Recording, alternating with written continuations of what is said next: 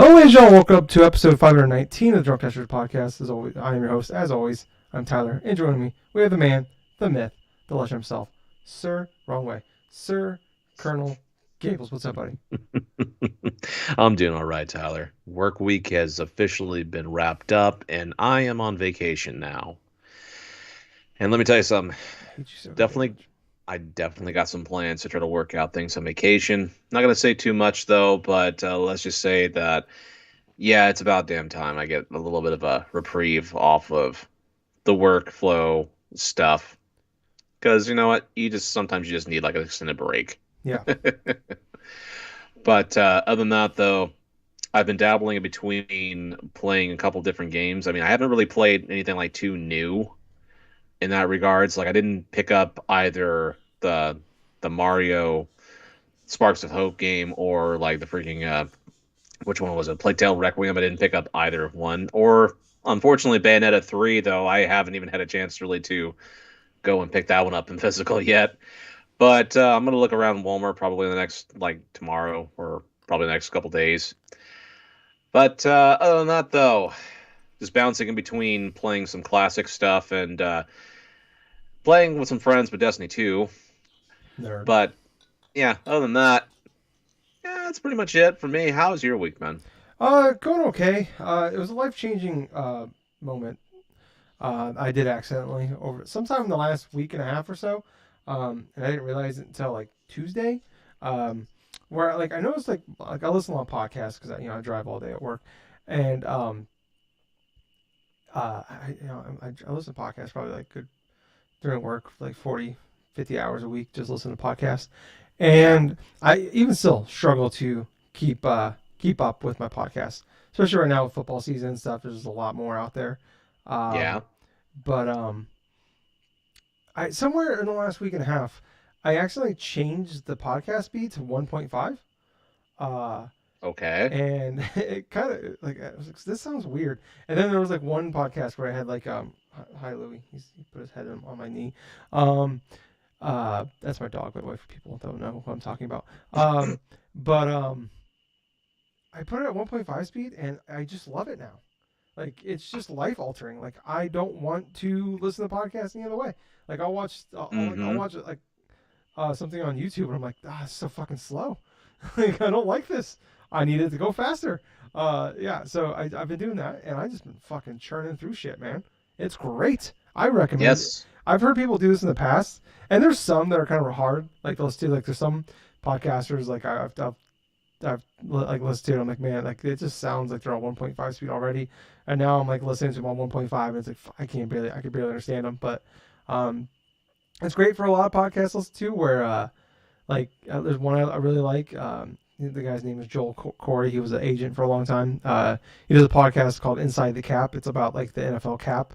Um, right, it's kind of like he explains all the nerdy shit about the NFL cap. Um, that probably most people don't find very entertaining, but he does a weekly show. It's like 30, 40 minutes usually, but a lot of pauses, a lot of things like not long pauses, but like that half second to second pause, stuff like that. And because you have that dead air because you're by yourself. And I put it on 1.5 speed, and it's like, oh my god, this is like the greatest podcast ever. Like, because it's a really good podcast. It's very entertaining, but it's just because he's like there's like those dead air moments, and it's always this kind of awkward. But it feels like that 1.5 fills in that gap, and I recommend everybody. Um, do that because because like sometimes you see that like sometimes I'll see that podcast that's like an hour 50 minutes or 2.5 hours, like oh god. And it's like I mean for for every I think it worked out to like it's like what 15 or 20 minutes, I'm saying 15 to 20 minutes, I can't remember, I did the math. um but like every hour of a podcast too, like I'm basically shaving off like 15 20 minutes, something like that. So just that's an extra podcast two a day, and I recommend it. But also the thing I recommend for everybody to do is check out extra-life.org. mm-hmm. That's right, Gables. That was an awesome segue by me, and I know I destroyed it by pointing it out. But I don't care because I'm very proud of myself. Been doing this for 9.5 years. I think I can count on one hand how many times I've done that. But anyways, I totally destroyed it right there by continuing to brag. But anyways, extra-life.org is a really cool thing that Gables and I do every year. It's my 11th year, it's Gables' 10th year, where we play video games for 24 straight hours. And the reason we do that is not because we love video games, but we do, but not that we like to stay up for 24 straight hours and ruin our entire sleep schedules. We do it to help those big, beautiful kids out there at the Children's Miracle Network hospitals. You can sign up, go to extra-life.org. If you look in the show description, you can see links in there. If you're watching us live right now, by the way, if you're watching us, we're live, we're trying this out for the first time. I got a brand new PC. That's pretty cool. I guess you should have started with that. I'm really excited about it. And if you listen to us later on audio or watching us later, hi, thank you.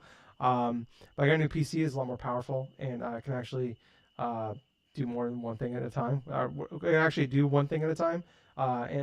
This is actually, I'm doing multiple things, which is awesome. But anyways, so we're live streaming this, but back to Extra Life. Sorry, I'm all over the place. I'm trying to pet my dog. I can't. My computer can do multiple things at once. I can't. I'm trying to pet my dog, record a podcast, live stream it, and continue to have a functional conversation. It's not going great. But anyways, extra-life.org. I swear I'll stop saying that eventually. But it is a cool charity that we do. Like I said, we play 24 straight hours of video games, and we do that. You sign up, go like that website. Like I said, I won't say it again. I promise, for at least 20 seconds. And people donate to you. You can pick any hospital you want in the United States or Canada. It's a really cool thing, and you play games for 24 straight hours. You don't have to do it on the day. You don't have to do 24 straight hours. Honestly, you probably don't have to do it, but I recommend that you do it. People are more, tempted to donate to you if they know you're doing it, or you can just lie. I guess, I don't know, but you shouldn't, because it's really cool. Anyways, this is Gables' 10th, my 11th year, and I picked the Iowa City Hospital. If you watch college football at all, or college football, and there's that Iowa Hawkeyes at the end of every first quarter, they wave to the kids at the hospital because they built a extension where the kids in the hospital can watch the games. That's the hospital I'm donating to. Gables is the one doing that one in Seattle. Yes. Which the one in Seattle is like every year like one of the top 3 or 4 grossing hospitals. I got one of these cool shirts here. This is Children's Miracle Network shirts. You can actually go to the website childrensmiraclenetwork.com and you can buy some cool merch, and all that money goes to the kids as well in the hospital. So, like I said, you go there, you sign up, and you can play games. You don't have to do it on the day. November 5th is the day. It's always on the first Saturday of the month, daylight savings time.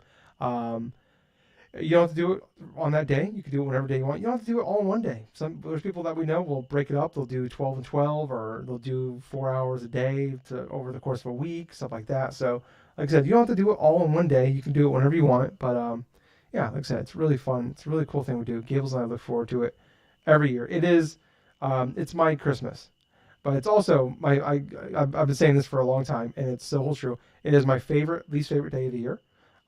Yes. Because it wrecks you. It's a great time, but after like 16, 17 hours, you're exhausted, and you just don't like video games anymore. There's been a couple of years where I've woken up and I just kept playing games like it was like a normal day, and there's been some years where I didn't touch video games for like a week because I was like, I'm just kind of done. So yeah, like I said, check it out. It's really, really cool. If you want, if you look up in our here, I guess I could probably put the link in the show description later. But we did a podcast last year going through like a good 30, 40-minute episode. But if you listen on 1.5 speed, it's like 25 minutes.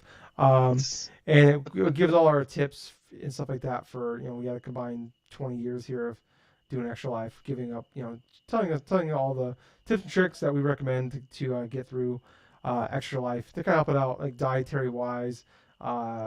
Make sure that you're prepared for like having enough video games to play. Don't come prepared with like 3 games, and then 8 hours into the day those games aren't hitting, stuff like that. So recommend you do that. Like, hey, if you're also while you're doing all that, please like, follow, subscribe. Whether you're watching us on YouTube, whether it's live right now, hi, thank you for watching. Are you listening to us audio? Please, actually, even if you're watching us on YouTube, please look in the show notes and find we have Apple Podcasts, Spotify, Anchor, all those places. We have a sponsor for the audio version. It's actually Anchor, who does Anchor.fm. And every time you guys listen to the audio version, we get a little bit of money. So we really appreciate if you did that. So Gables and I, if I cashed out right now, Gables, you and I can probably get, if we split it 50-50, we can each get a large coffee and a donut from Starbucks. So hey, there you go. Right, yeah. So that's where we're at right now. So we're doing pretty good there. I mean, we did cash out, I guess, a few months ago. We both got like what I think we both got we got eShop cards, so that worked out. That was nice. We got some money for that. Yeah. So if you want to do all that, we really appreciate it. But Gables, we're talking about Extra Life. What are you planning to do for Extra Life? Because this will be our last podcast we record before Extra Life that's on next Saturday. So we will not be recording a podcast typically because we're going to be trying to do this live every week as long as my new computer. Knocking on wood here. I don't want to knock too loud because my dog's going to go nuts. We're typically record Saturday around this time. It's like 10:30 Central Time on Saturday, 8:30 West Coast Best Coast time. Next week we'll be recording sometime Sunday. I don't know. We'll have to figure out a time to do that because I unfortunately have to work Monday the following week. But not everybody's cool like Gables and gets 2 fucking weeks of vacation. Fucking piece of shit. But Gables, what are you thinking for Extra Life this year? What's on the docket? All right. So like in years past, I'm going to start around midnight my time and work my way from midnight to midnight. The first game on the agenda, if I can't go through and finish it like within the span of this week, is going to be starting with God of War. I want to start with God of War because I want to finish that out of the way before Ragnarok comes in. But other than that, though, there are a couple other games I did want to try to play. I pretty much am going to set up the Xbox One S and probably get like Shredder's Revenge all going through with that stuff because I know eventually I want to try to at least play something co-op with you, and I know that's one of the games that I believe that both you and I have kind of agreed. Yeah, we can play that stuff like that. We put a Google Doc together of some games, and like we have our own personal games, but then we also have the together games. So yeah, we had like just kind of run through some of the stuff here. We put in like TMT Shredder's Revenge. Of course, we got right. That's only gonna take a couple hours, so that's not gonna be a big thing. But right. Yeah, but it's definitely a game that we both love, and I'll like to play too. Splatoon 3 we have on the list. Yeah. I think also Fortnite we have on the list as well. Yeah, we do. But you better make sure you install that beforehand. Yes. Honestly, yes. Before you start your, do you still have a data cap? Yeah. Okay. Maybe you want to install that now before the new billing period starts on Monday or Tuesday for November 1st. Because it's a little bit of a beefy download. I think it's like 60-70 gigs. Damn. So yeah, but like it's always a tip I say for people: make sure before Extra Life, make sure any game that you think you might play, even if you don't think you will, but there's a chance. Make sure it's installed, all the updates ready to go, because nothing's worse than, like, oh man, I really want to play this game, and it's like, fuck, it's gonna take 2 hours to download. So we had Fortnite on there. We had Rumbleverse. That's that wrestling battle royale game. I think we're just throwing shit out here because we also have Returnal and Overwatch too. So, and then Power Wash Simulator we have on here as well. So that's kind of our together games. So go ahead though. I'm sorry. Well, like I was stating though, it's like you and I both have like a bunch of co-op stuff that you just went through with, but I know God of War is going to be the main crux of things. If I sort of want to go forth and pace myself, like say have a little break from that, there are a couple other games that I can go forth and have. I mean, hell, if I want to just explore shit, I mean, I got Horizon Zero Dawn that I can go through and just finish a couple different things. You're just trying to hurt me. You're just trying to hurt me. Let's name some more Game of the Years that you can remember. Because you're going to throw Skies of Arcade of Legends. You're going to finally play through that one, you son of a bitch. Game of the Year from like 2003. Oh my gosh. Yes, that would be kind of funny if like my Extra Life was total effort Game of the Years that you've done every single year for the past 20 years. I just get a random message next like July. Hey, Tyler, what was your Game of the Year from 1993? I have to go look at. What's that? Go look at 1993. Looks like Earthworm Jim 2. All right, cool. And then it's like, yeah, like Extra Life. Oh yeah, I think we're gonna play Earthworm Jim 2. I'm like, this son of a bitch. But I know for certain that it's going to be ended up based upon feel, like how I'm feeling at the point. So I do want to start with God of War, and I'll just work my way for then. Yeah. How about you? You have any other plans here? Oh yeah. So I don't have a lot.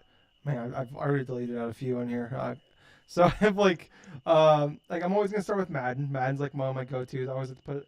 I always start and end with Madden typically, because it's always kind of just fun to kind of see like, you're up 24 hours in how your motor skills and Yeah. stuff. Yeah. That's kind of like that test case. It's like they always talk about like the driving game, like when the console launches.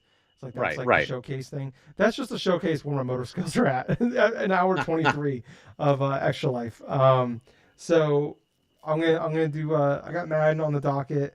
Like we talked about all the co-op stuff. And then I just closed it. Why did I close it? Give me a second. Oh, Bayonetta 3. I put Oh, the, yeah, for yeah. audio listeners, I just showed the case. I just got that yesterday. I haven't even booted it up yet.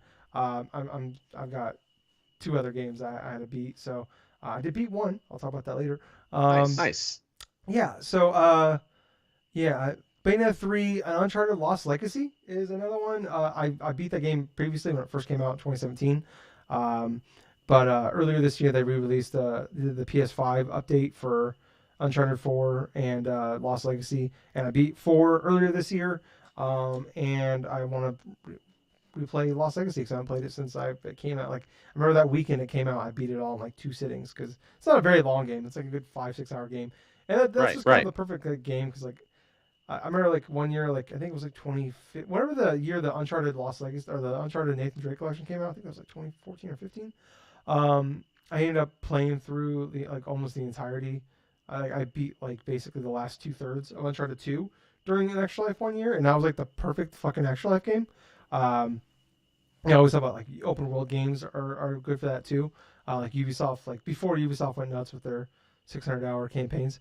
But like, yeah, so I figured that'd be a solid game. That could take up a good chunk of time. Bayonetta 3 is like that's not a good game because I really am not worried about like story in that game. Never really have been. So like I just want to it's fast paced action game. So I actually want to play that game when it's like 2 in the morning or whatever because I don't know what time I'm gonna start. I don't really have a. I want to I want to say that I'm gonna do what Gables did, but like it just totally depends on what time I get off work. And then what time I get off work, and then when like getting to bed and all that shit. So I'm gonna try to get like last year I did what Gables did. I started at like 2 in the morning, which is like midnight his time, and it was great. But it was like I didn't do it on purpose. I just so happened to wake up at that time, and that's when I did it. So but yeah, like I love Gables, way of doing it with getting up like just basically midnight, middle of the night, early middle of the night, and just play through and not totally destroy your sleep schedule. So I'm gonna try to do that. I don't know if that's gonna work though or not. But Gears of War 4 also, I started playing it earlier this year. I got like 2/3 of the way through it. I beat the games before, but these are the kind of games I'm looking at. Like these are like perfect games. Like I don't know if I'm gonna get around to it, but like I have it installed, ready to go, and I'm probably gonna go through like sometime this week. I'm gonna go through Game Pass and kind of give it a once over, see if anything's like tickle my fancy to like play through. Like it's having like Game Pass now is just totally a game changer. Like even like just download like random games that might kill an hour or two here or there, like that. That's kind of something like because there's gonna be a point in time where you're gonna be struggling to find a game to just stick with you. What happens every year, and that's why I always say to like you think you're only gonna play, even if you only think these 4 or 5 games are the only thing you're gonna play. Even like I said, if you have a hint that you might want to play this game during Extra Life, download it, have it ready to go. Because there's been in the first few years doing this, like talking about like 4 or 5 in the morning, you're tired of playing video games, and you're panicking, trying to stay awake and trying to find something to connect with you to play. So there's been years where I'm like bouncing around between like games. I'm like, this is like years ago, bounce around with games on my 3DS, on my Xbox One, on my PS4. I'm like, oh my god, like I'm playing all these games and like nothing is sticking with me.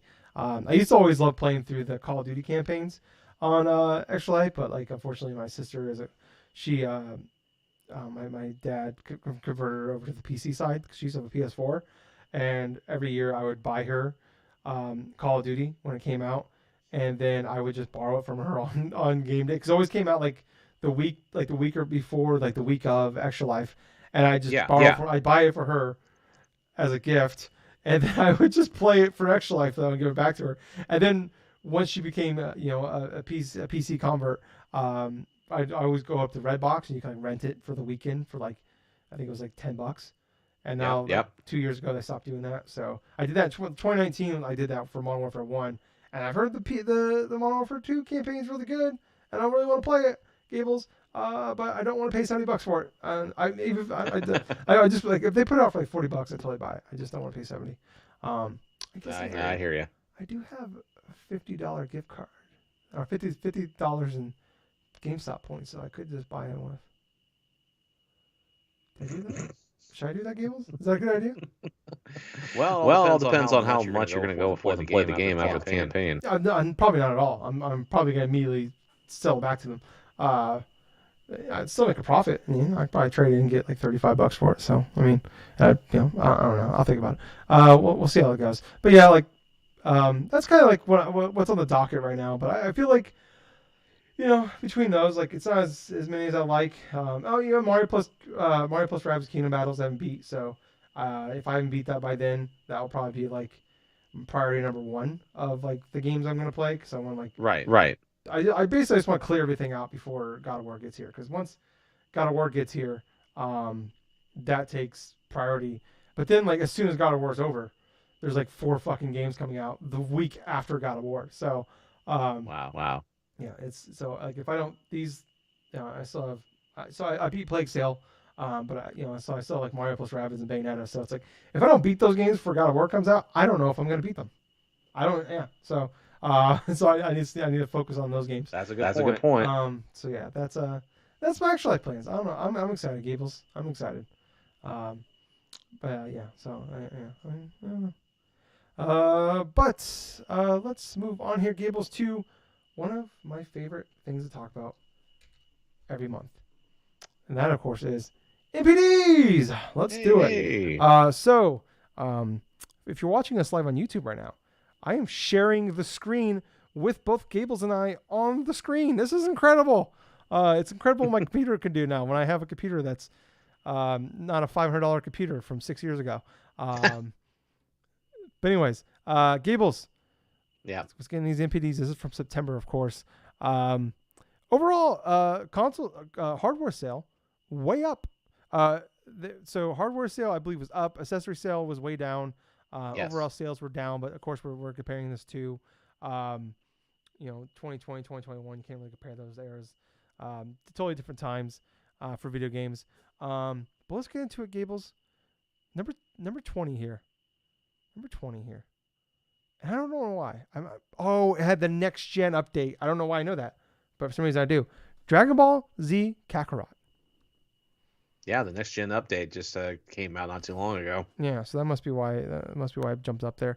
I always like that. It's kind of interesting now. I was like, as we're seeing like more like games, especially like PlayStation games going over to PC later, or like like all these like next gen updates.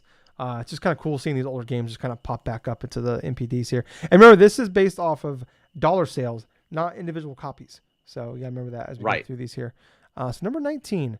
MLB The Show, still holding on strong. Big drop though, went from 9 to 19. So a big drop here. But it's still very impressive that how well that game's still selling, despite it being on Game Pass the last 2 years, day one. So I think that shows that it's still probably primarily a PlayStation first game for people, because I think there's a lot of people out there that just play MLB The Show on PlayStation. So next up here, Assassin's Creed Valhalla at number 18. Number 17, Call of Duty Vanguard. Assassin's Creed Valhalla jumped from 36 out to 18. So I wonder why that is. It must have been a sale or something. Sometimes you get those like random, like the game's like $30 off and people just buy a bunch of it. Yeah, that has been on sale a couple different times. Yeah, I don't think there was any new DLC. I think the DLC's done. Or there's one more coming out, but it's not till like next year. Moving on here. Number 16, Horizon 2 Forbidden West. Still holding strong in there. Number 15, Black Ops Cold War. It's funny that the one from 2020 is outselling the Call of Duty from 2021. even as the new one's about to come out. Remember, this is September. So number 14, Super Smash Bros. Ultimate. Our first Nintendo game. That's pretty surprising. Usually, we got a shit ton of these in there. We're usually like 8 to 10. Number 13. So we're finally starting to see these big games drop. And we're getting a lot more new games coming out. So these bigger games are finally coming out. So Lego Star Wars, the Skywalker Saga, that had actually been 1 or 2 every month until last month. It was number 8. Since it came out in April. Now it's dropped down to number 13. Number 12, Marvel Spider-Man. That was number 3 last month, but that just had towards the end of August, it was put on PC. So that's why I'm seeing those sales.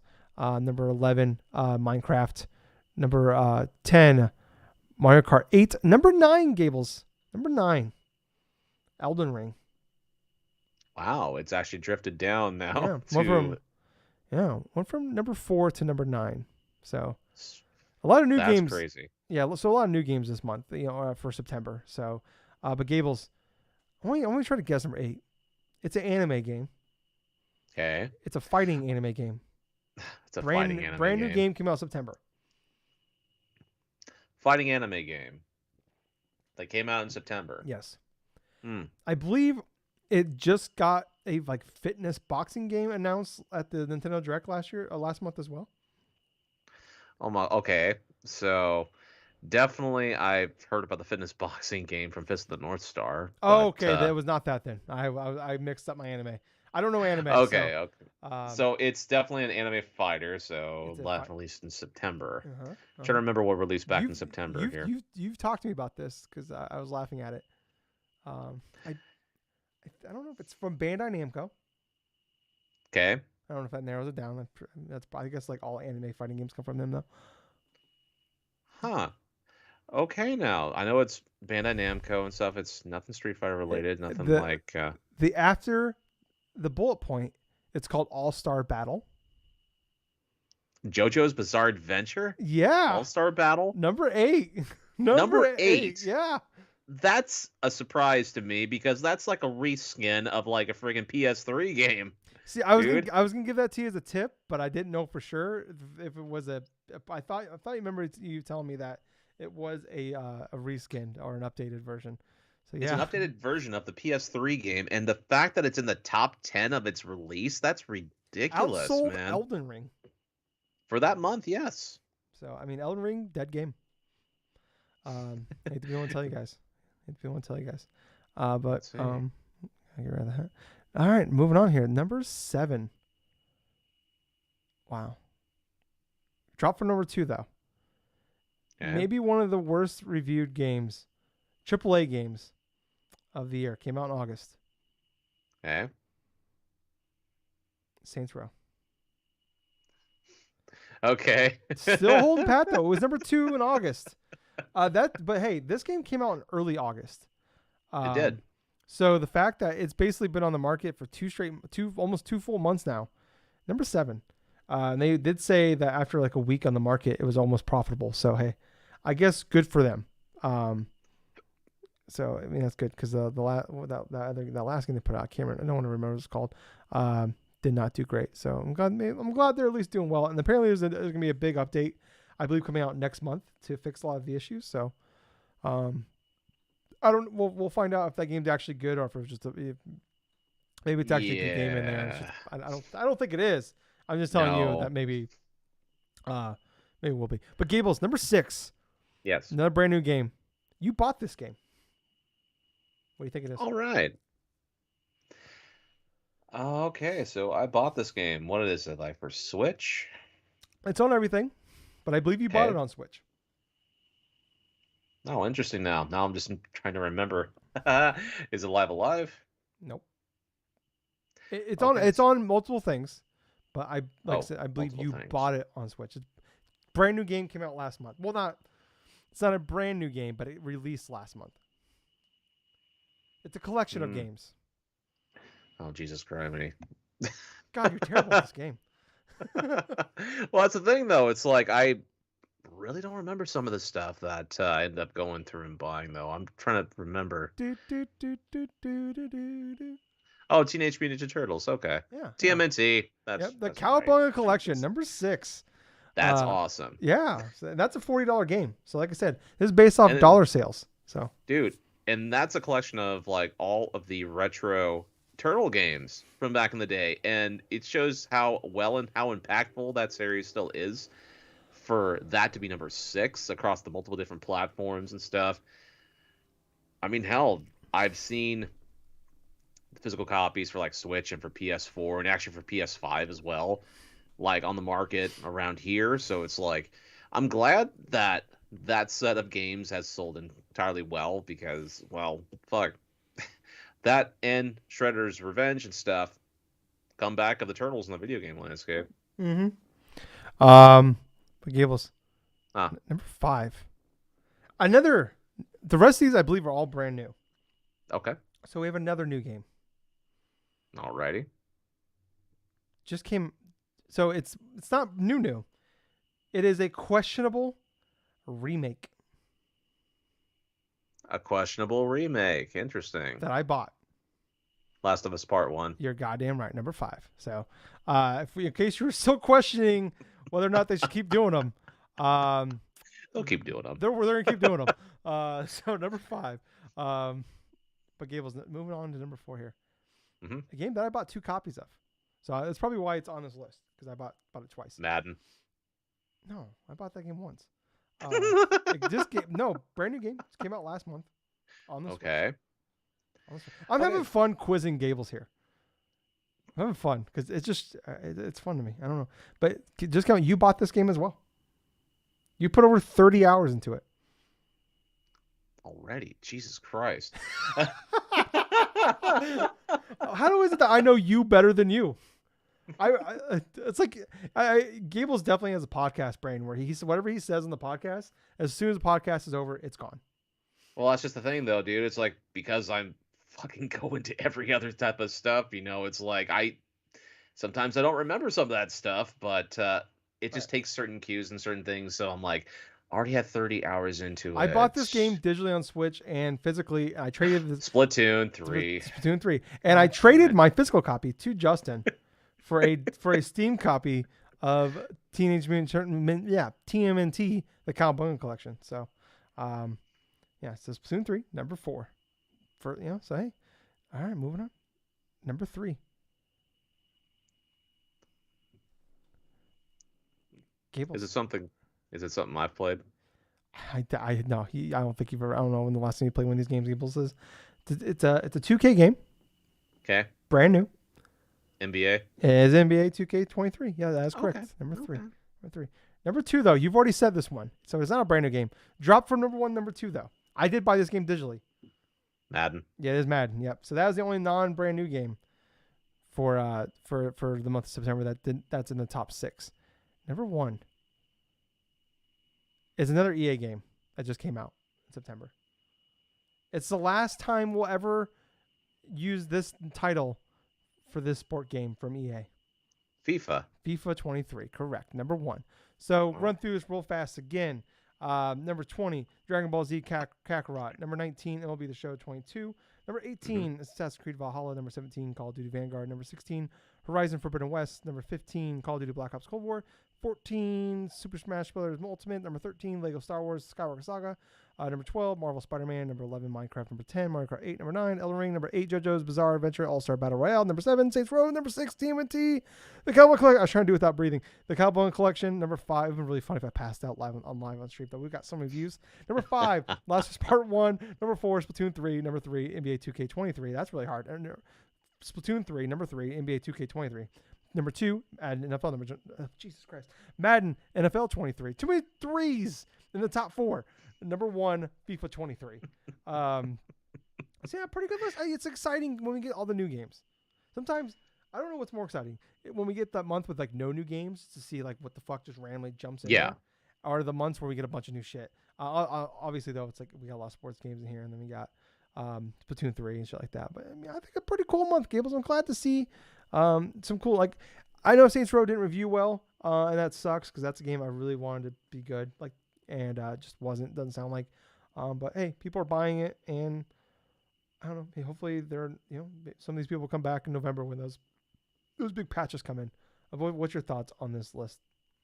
Well, there definitely are a couple of surprises that happened upon this list. Like for Saints Row, I kind of feel like that some of the sales are like people wanting to play the new Saints Row, but I feel like some of them have to do with reading the reviews. I'm gonna hate play this, and so I'm gonna go forth and like get the game, just see how much garbage it is because I've been hearing everybody else talk about it. I mean, there are those people that will go through and Yeah. buy something, watch something that they know is objectively terrible, but still go try to have their own type of either enjoyment or resentment towards said media. But the Anime Fighter, JoJo's Bizarre Adventure All Star Battle, that definitely surprised me that this is in the top 10 of when it launched. Mm-hmm.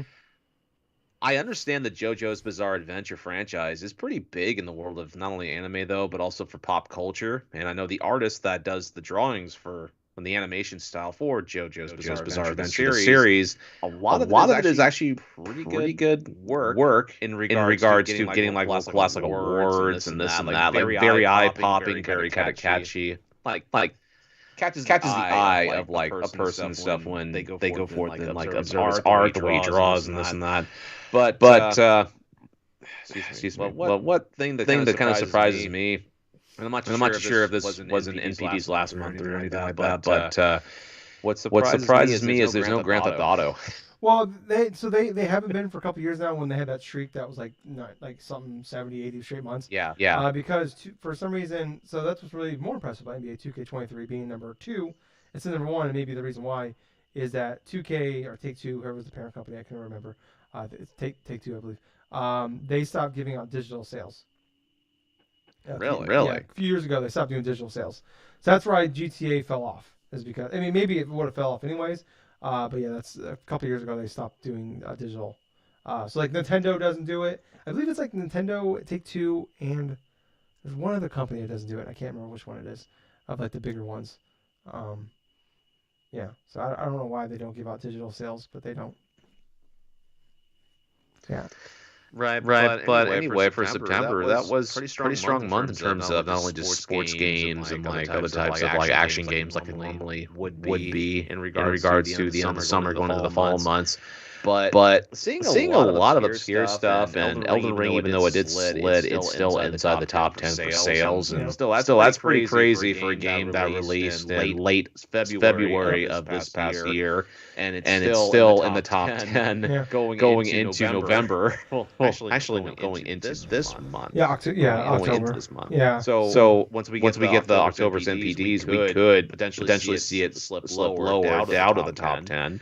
But that just tells you how strong of a game Elden Ring was around the entirety of its release up until now. It's like it's all said and done, unless they go forward like Bandai Namco announces some sort of expansion for the game or any other type of stuff. Yeah, man. I mean, that's just nuts to me. Yeah. I mean, it was number 1 in February, March, May, June, July. And in April is number 2 because of Lego Skywalker Saga.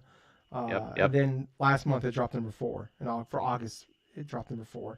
So yeah, so I mean it's been the number 1 or number 2 best selling game for the first 6 months of the market.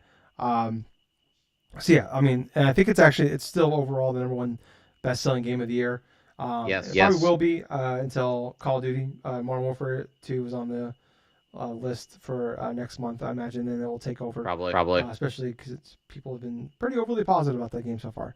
Yeah, good month. I always like checking these out. So it's just kind of, like I said, I always like looking at them because it's like it kind of gives you an idea of like because we get in these bubbles sometimes with like we're hardcore gamers, we don't really know all the stuff out there. It's just kind of cool to see like what's going on in the grand scheme of gaming, and it's kind of cool to interesting. Like who would have fucking ever thought JoJo's Big Adventure would be anywhere in the top 20, let alone at number 8, outselling Elden Ring.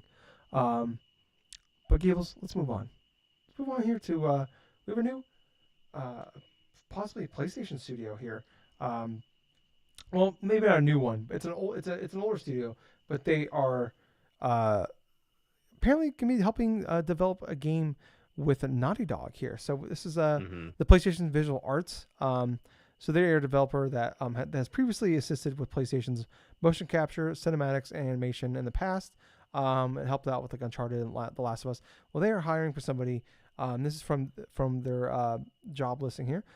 This high visibility project is being developed in collaboration with Naughty Dog. The job listing reads, though currently unannounced, we have a clear vision and plan to release using our existing expertise and premier talent. We will guarantee a high visual quality bar for the game and a compelling experience for our players. So some of the other stuff in here, though they did mention, I'm trying to find the quote. Here it is. Though nothing is confirmed, hints towards PSS Visual Arts becoming a developer of its own projects instead of supporting others have appeared throughout the last few years. One job listing for 2020 showed the company was hiring for a third-person action-adventure game with melee and ranged combat. So there's been some... I believe this is the studio that previously was going to the San Diego studio that they were like secretly hiring up for. And this is one we talked about. This is when like The Last of Us Part 1 remakes originally came out. And they were going to remake the original Uncharted game. And then I believe it was going to just be like, they just kind of want to make like, kind of like, get these guys like working and get a game out real fast, pump it out, and just kind of get used to like this team working together. So they originally were going to do Uncharted, but this is going to take too long. So that's when this is where the idea of remaking Last of Us Part 1 came into play. It's like, hey, these guys work on this game, get together, get some cohesion, and pump out a game real fast. And then that's when like they're working on it, and then Naughty Dog is like, well, no, we're going to do that instead, because they had a bunch of people that weren't working. So they were helping. They went from being the main person to the support team on this.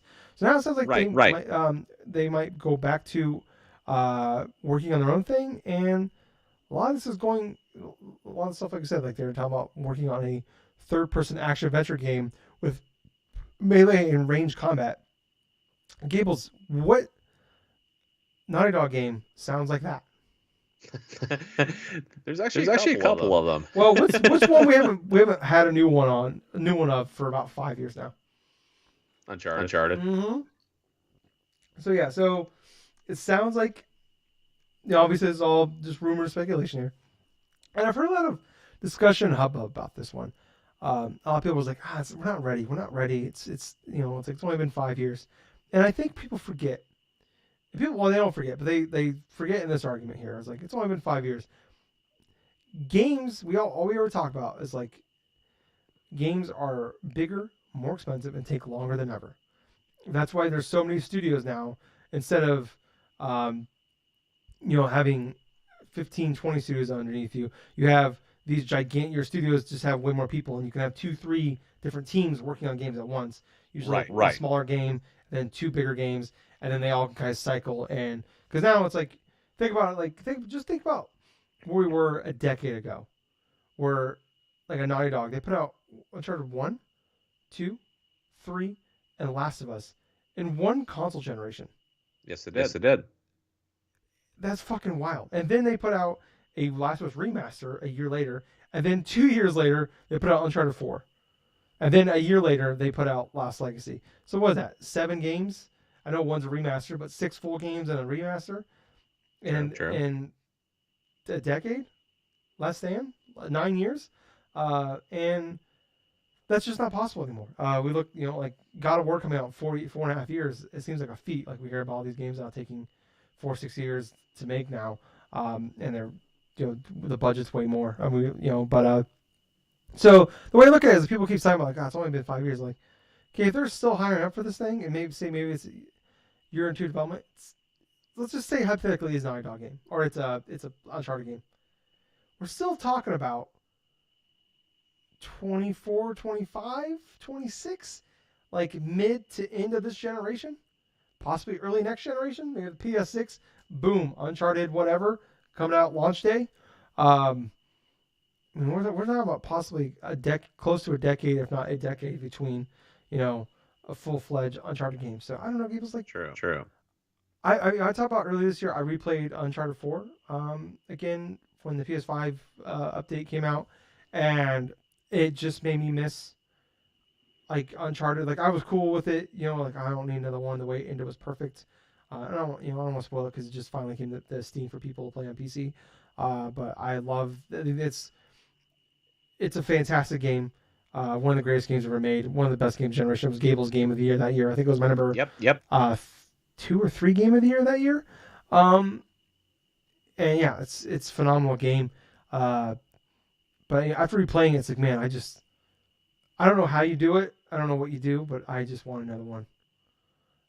So yeah, like I'm all aboard fucking playing an Uncharted game again. I don't know if it's a prequel, if it's a sequel, it's the next generation. But I mean, Gables, I mean, you're probably a bigger fan of Uncharted than I am. I mean, what's your thoughts and opinions on potentially playing an Uncharted game again? Well, that would be pretty exciting, wouldn't it? But in other direction, it would have to be like some form of a remaster, right? Because it's like how Uncharted 4 ended and stuff. It did leave some room for potential. But you're thinking like a remake of like the original games, or are you thinking? So you're not thinking a new game. You're thinking a remake. I'm not close to the possibility that it may be a new game, but I kind of feel like I'm speculating that most likely it could be sort of like a remaster of, like, say, the original trilogy, because that would make more sense to me in some regards. Because it's like when it comes to like what Sony's key patterns have been over the past few years now is remaking certain games that either you would think, oh, okay, like why is this getting a remake, or why is that getting a remake, or something like that. Like you have Last of Us Part 1, which Naughty Dog and everything else and stuff put out a decent like remaster of some, like the second remaster, I should say. Oh, remake. But a remake, yes.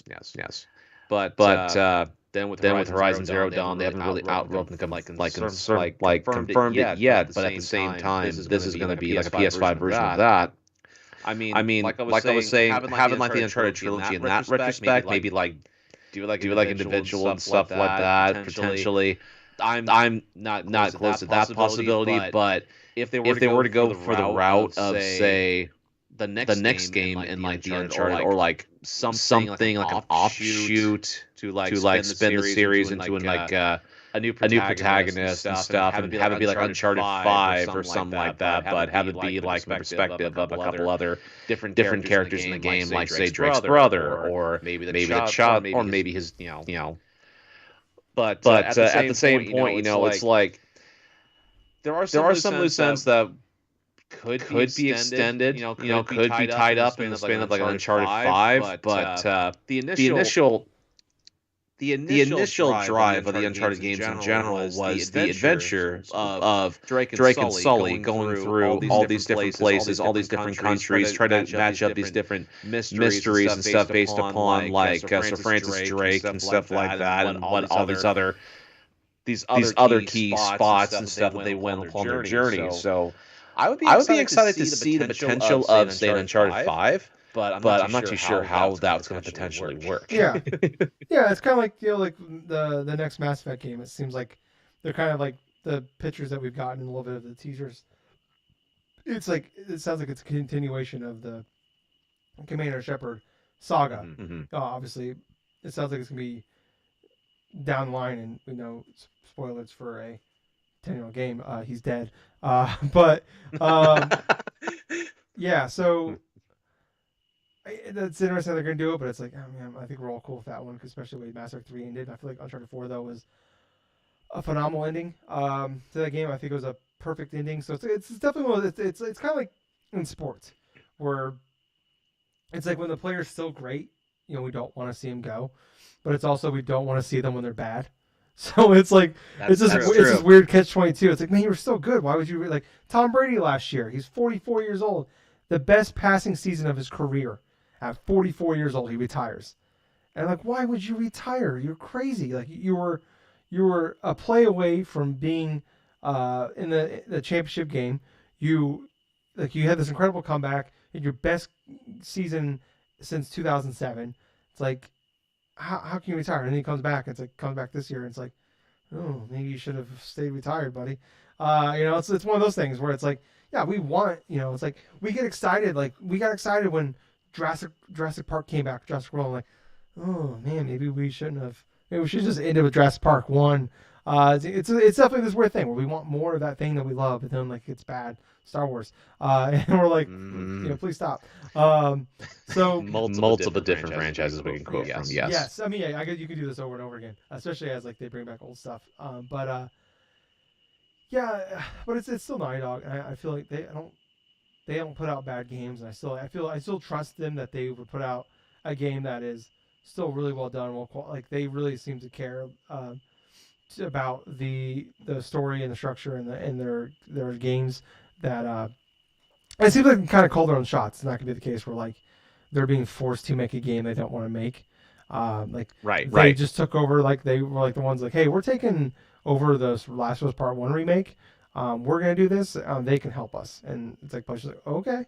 That was kind of the thing came out of it. It's like they kind of call their own shots. And when you put out, when you're, I kind of get that right. When if you're the top dog at anything, whether you're the franchise player of a franchise or like of a sports franchise or whatever, like that's kind of calling your shots. It kind of comes with the gig.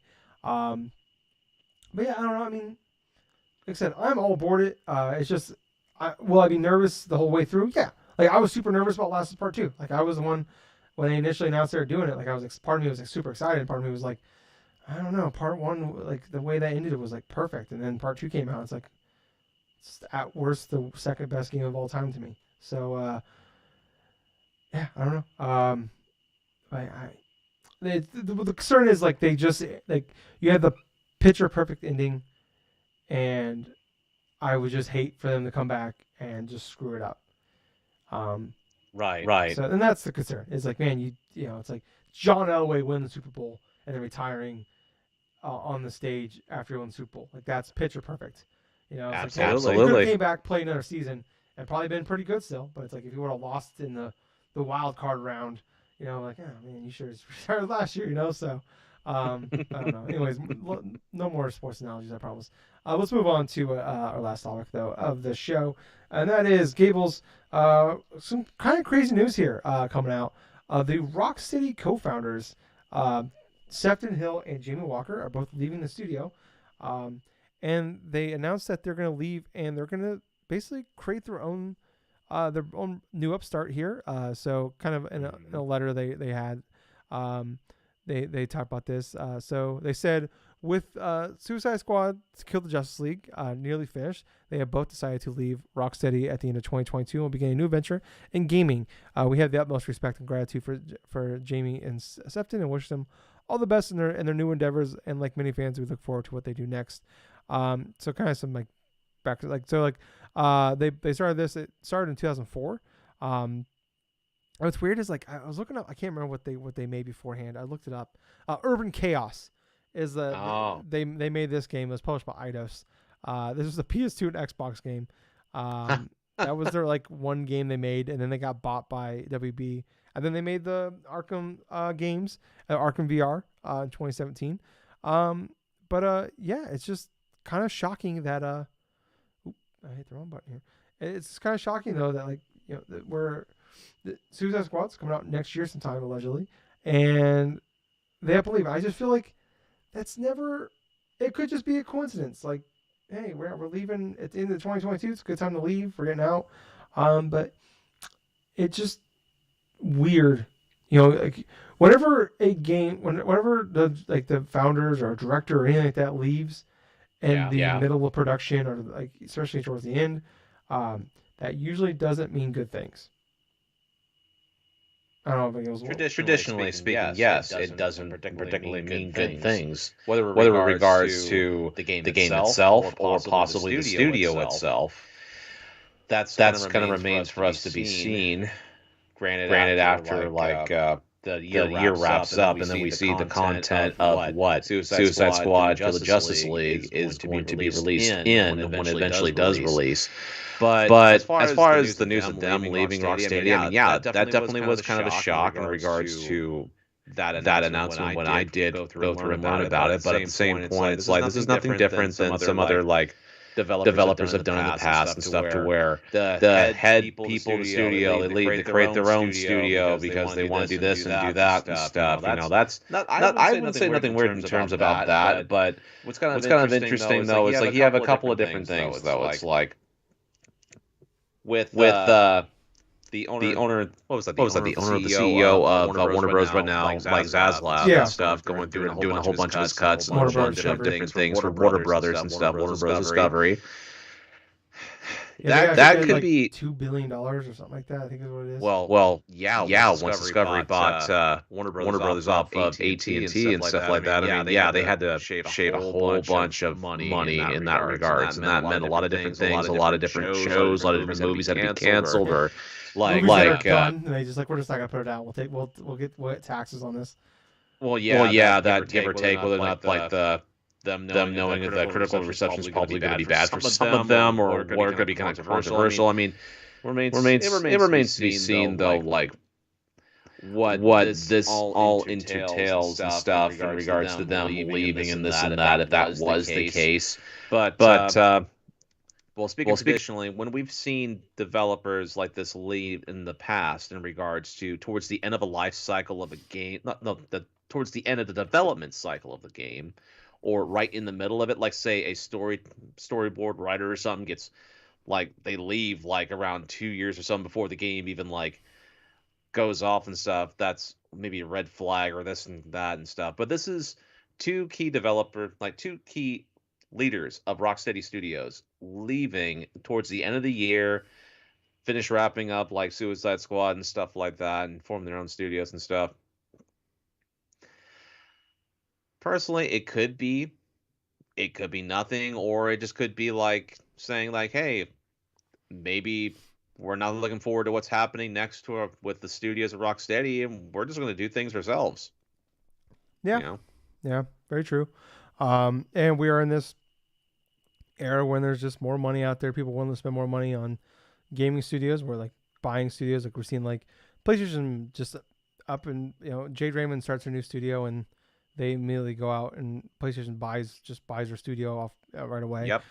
We've seen like all these mergers and all these acquisitions of studios, like, and all these different companies wanting to get in on like investing a little bit of money here and there on. We've seen like NetEase, Tencent, PlayStation bought like owns a percentage of Epic. Owns a percentage of who makes the Dark Souls games? What's the name of that studio? Oh, Bandai Namco. That's not Bandai Namco. No. That's the publisher. Yeah. That makes Dark Souls. FromSoft. Yes. Yeah. So like they own like I think like 15% of FromSoft.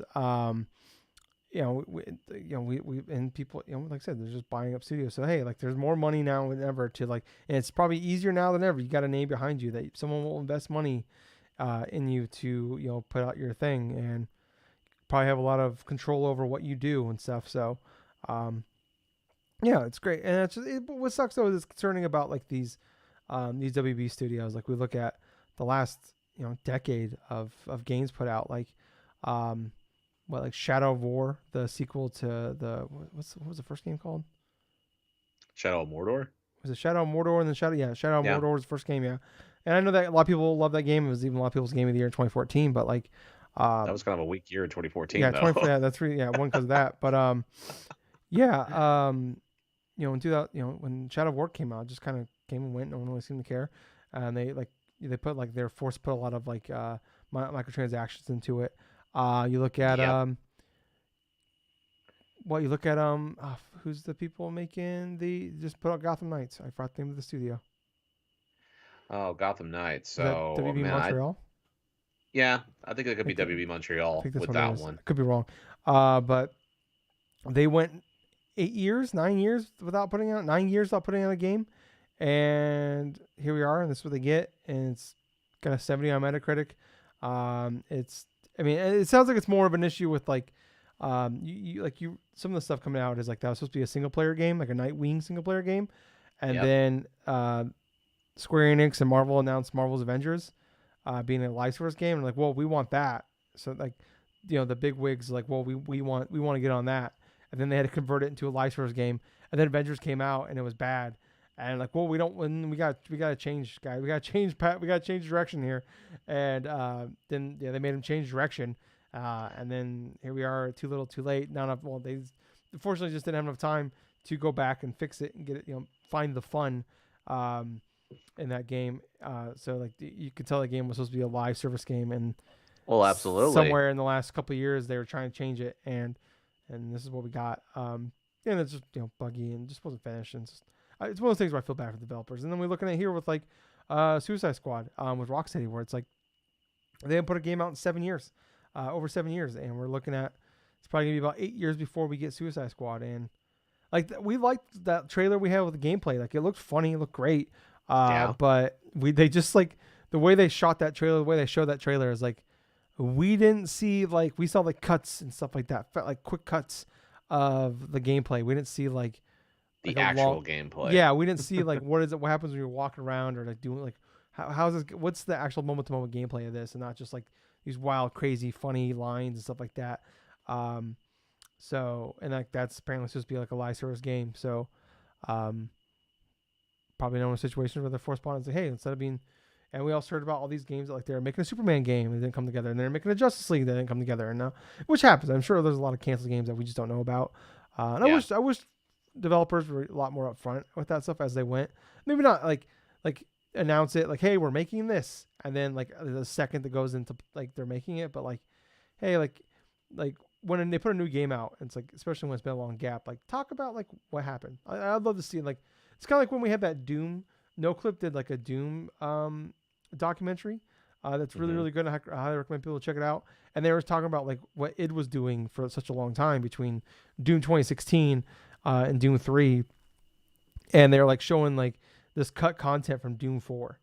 And like this is what we were working on. Like I love that. Like that shit's so cool to me. Or like you see like Breath of the Wild when they show like the 8-bit map they made of Breath of the Wild, and they kind of show like how the chemistry system works. Like I love seeing that shit. It's like I wish it'd be so cool if like maybe you don't have to show us, but like just kind of tell us what happened. So I love that stuff. So I wish they would do more of that. But good for them. Hopefully it works out. It sounds like I'm sure they're gonna do totally fine. They've put out 3 very good games, and maybe hopefully I hope to God Suicide Squad's really good. Suicide Squad's really good because I want that. I'd love just like Gotham Knights. I want that game to be good. I want to play it. And I don't know if it will be. But Gills, we got some other news this week. Okay. Witcher 1 is getting a full blown remake. They announced, I can't remember the name of the studio, but they have another studio helping them out with that one. That's gonna be taking over that one, and it's being made in the Unreal 5 engine. So, expected. Okay. So hey, that thing looks fucking gorgeous and sounds pretty awesome. So, good for them. Gables. Yeah. Motherfucking Somerville 2022. Yeah. It's coming out November 15th. Coming to Game Pass. And incredibly excited for this one. I've talked to you about this in the past. Like this is the Limbo and Limbo and Inside. I can't remember the name of the other game. This is the people that made that game. This game looks phenomenal. I showed you the trailer beforehand. It looks just like another Limbo, another Playdead game, and that's exactly what I want. There's been a big gap. We haven't had a new ones. Like speaking of like long gaps in development, we have just not heard or seen anything of Inside or Playdead since Inside. That's true. And that was June of 2016. So I hope this comes out and it's phenomenal. It's coming to Game Pass as well, Gables. Yeah, absolutely. What we call Game Pass, Gables? The best deal in gaming. You're goddamn fucking right. So yeah, I'm so fucking excited for this one. This just sucks. November 15th. Why you gotta do this to me? I don't know, Gables. You have Game Pass. You have the best deal in gaming. Yeah. You excited for that one?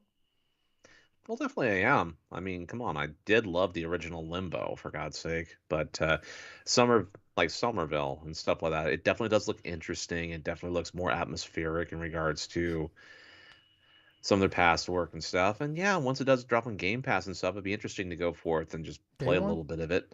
Yeah. Yeah, it's just only downside is it comes out like bad time. It's like with Pokemon Scarlet and Violet. Yeah, and I think there's a couple other games that come out. And like God of War. You have Scarlet and Violet. There's another Devil in Me, which that's not that big of a deal. I'm looking forward to that one though. But yeah, there's just a lot of games coming out. I was looking. There's a couple other games coming out November 15th as well. And I can't remember what it is now. But just a packed month. Just a, like. I was thinking about this literally. I was telling you before the podcast that last week I was gonna drop it and I was trying to find something to take its place and I couldn't really find anything. And I'm like, I'll just wait, and maybe I'll announce something here soon, or I'm not gonna swap it out for something right away. And then they announced a date. I'm like, all right, that's awesome. Because I was thinking before that, I'm like, they could drop it in December. That's the perfect time to come out. And I'm like, well, wait, no. December's pretty fucking nuts too. We got like Marvel's Midnight Suns. We have Closer Protocol. We have fucking Final Fantasy. Was that Rebirth? No, not Rebirth. That is Reunion. Reunion coming out. Oh yeah, that's right. Yeah. So the even December is packed. Like I've never seen it. Like some years we get like one pretty big game in December. Never seen when we get multiple big games in December. So that's true. That's very true. It's like 2 or 3 different games in December that are gonna be worth checking out. Yeah. So it's just we don't get a break, Gables, for a while. A couple other things though. Callisto Protocol is canceled in Japan. Apparently it's just too fucking gory. I think it's funny that it's like it's just like it's funny. Like I guess all the previous Dead Space games never came to Japan either. This doesn't seem like that big of a deal because I imagine these games aren't really popular in Japan anyways. And if you wanted to nowadays, you can play that game pretty easily in Japan if you wanted to. It's region free for consoles over there. I mean, they can go forth and make an American account and just download it if they choose to.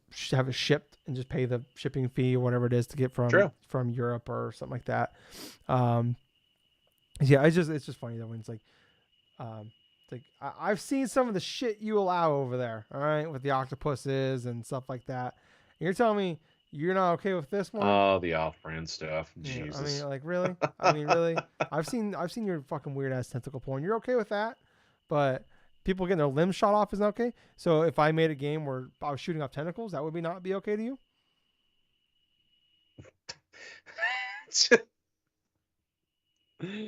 Oh, Jesus. That's such a weird thing just to go off on a tangent about. Speaking of weird things they're going on a tangent about, originally Genshin Impact was going to be an Xbox exclusive, Gables, but Microsoft said no. And that game has gone on to make billions of dollars, well, $1 billion. And now Microsoft wants a Genshin Impact style game on their console. Oh, well, that just tells you a lot of the hits and misses of Microsoft over the years. Yeah, and by the way, this wasn't like an Xbox saying no. This was Microsoft saying no. And now Microsoft's like, oh, wait, we want in. Probably, I bet like Uncle Phil over there is like, what the fuck? You said no. He's like, we could have had it. We could have had it. And you said no. Oh, that's too funny. It's too funny. Them passing on Genshin Impact, and that thing is literally one of the most popular live service games out there, right? At this moment in time. Yeah. But for them wanting like a Genshin Impact style of game, I mean, I wouldn't blame them. I mean, for God's sakes, that to have that sort of thing to where you can have a live service game that's constantly consistent, constantly like updating with like certain things and stuff for players, all these type of cosmetic skins and stuff for people to buy and this and that, I mean, I wouldn't blame them at all for why they would want a Genshin style thing, like an anime style game to where you can do cosmetical stuff, you can do this and that, I mean, that's pretty much what's popular for like teenagers and like some kids to some extent, it's like heavily Japanese like influence type of animation stuff. Gotcha, I mean, mechanics. Manga, one of the biggest sellers in the United States in general. I mean, more so than graphic novels and even certain like written books inside of America, which, hey, there are some stories that are better than fucking comic book ones that have been released over the past 5-10 years or something, as opposed to, that stuff. But at the same time, it's like Microsoft wanting a piece of the pie or having their own type of Genshin style game, I mean, hey, For business-wise, that makes sense for them. Those type of gotcha style of games. Yeah. I mean, who knows what's going to happen? Because, I mean, this is like, it's definitely like, just when you try to play catch up, it's just never really going to work out. It just reminds me of like when the George Foreman grills, like they originally asked Hulk Hogan to be the spokesperson, and they would have been Hulk Hogan grills, and he said no, and then they went on to sell like hundreds of millions of dollars. Yeah, he did the blender to make up for it. He did the fucking blender. Yeah, exactly. This is a great analogy here, Gables. I thank you for reminding me of the blender. Yeah, he did the Hulk Hogan blender, and nobody gave a fuck. Absolutely. Yeah, it's like you try to chase the trend that you could have originally been the trend. Probably ain't gonna work out for you. So you lost in that one, guys. So maybe just cut your losses. But Gables, we gotta get into what we've been playing. Let's talk about them. Let's talk about. Ready? I'm gonna talk about real fast here. First off, I played some more Mario plus Rabbids 3. I'm about 13 hours in now, but playing on my lunch break, shit like that. I beat the third world now. Good. My feelings are essentially the same. The stuff's getting a little better, but like the enemies, stuff like that. But I was thinking about how do I because I'm just having so many issues trying to like describe why is it not clicking to me? Like I was trying to think of even like what's not clicking exactly. Like I've talked about like the enemies are so great, and I finally I think I got it. The first game, Kingdom Battle, was the Rabbids being transported to a Mario world. Mm-hmm. And this game is the Mario family transported into a Rabbid world. Okay. And if this was Rabbids and the Addams family plus Rabbids, I wouldn't fucking care. Right. I play like literally the reason this game anybody cares is because it's Mario. And if it was that, like, hey, I'm a huge fucking fan of Addams Family, and then cool, like, and the Rabbids got in my Addams Family world. I don't know why I'm picking that. It's just the first thing that popped in my head. Flintstones, I don't know, Jetsons, whatever. You pick fucking franchise you want. But then they switch it. I'm like, I don't know. I don't want to see the Addams Family in a Rabbids world in a Ubisoft style game. I want to be in the Addams Family world. I want to fuck around. I want an Uncle Fester Rabbit. I want a rabbit hand, a rabbit thing. So you want a rabbit cousin it? Yes, exactly, Gables. You're goddamn fucking right. I want a rabbit cousin it. Exactly. That's what I want. And God damn it, they didn't give it to me, and at least not yet. So I don't know. I did just get to the fourth world though, and that's the one where like you fight the Wiggler, and I'm excited about that one because that fight looked cool. But it sucks that like that fight looked really cool, and it's in the fourth world, and they've already spoiled it for me. It's like fuck, man, like that should have been World 1. Like that fight looks so cool. It's like maybe they knew that. It's like the coolest thing is in World 4, so we'll just show them that one. But the other game I did play, I beat Plague's Tale Requiem. And I talked about, I was only like chapter 4, I think, last week. There's 17 chapters. I think it took me like 12 to 14 hours in there, somewhere in that range. My Xbox said it took me like, I played it for 18 hours, but I left it sitting idle a lot. So I'm going to guess 12 to 14 hours and stuff like that. Yeah, I talked about like, I'm getting some early, when I was only in like the 4th chapter, I was like, man, I'm getting some, this could be a potential game of the year contender. And Gables, this might be my game of the year. So far, hey. Yeah. I adore this. I love this game. We were talking about Naughty Dog, and I mean this as a top end compliment. Okay. This is the closest Naughty Dog game I played that wasn't made by Naughty Dog.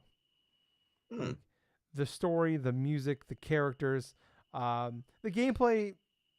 I mean, something I love about this game is the gameplay. Is it like a super fun game to play? No, of course not. But I think, sometimes you see those games that try to like we talk about. I was just talking about chasing trends. Yes. Like you'll think about like the Xbox 360, PS3 era when Gears of War came out and totally basically transformed the third-person shooter genre, where everybody just did the Gears of War. That was just the model. So all right, you're gonna stick to walls. You're gonna peek over stuff like that. Like, even Uncharted did that essentially. Absolutely. And like so many games are like they were fine. They're like AA versions of Gears of War, and a lot of them were fine. A lot of them were mediocre, but they just tried to be so hard at that thing.